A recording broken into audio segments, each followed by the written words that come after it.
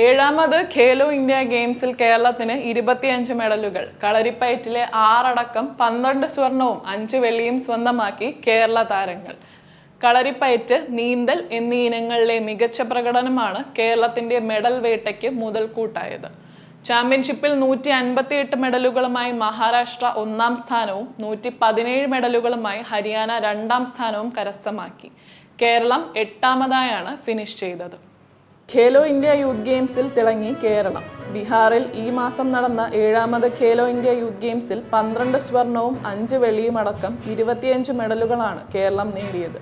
കളരിപ്പയറ്റ്, നീന്തൽ, ഭാരോദ്വഹനം, gymnastics, sepak takraw, cycling, judo, athletics മുതലായ ഇനങ്ങളിലാണ് കേരളം മെഡലുകൾ നേടിയത്. ഭാരോദ്വഹനത്തിൽ അമൃത പി സുനി സ്വർണവും റീനു മോൾ കേരളത്തിനായി വെങ്കലവും നേടി.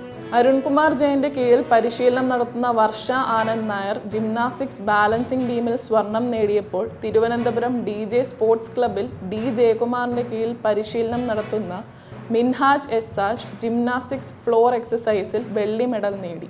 സൈക്ലിംഗ് സ്പ്രിന്റ് ഇനത്തിൽ അനക്സിയ മറിയ തോമസ് കേരളത്തിനായി വെള്ളി നേടിയപ്പോൾ അത്ലറ്റിക്സ് 100 മീറ്റർ ഹഡിൽസിൽ വിഷ്ണുശ്രീ വെങ്കലവും നേടി.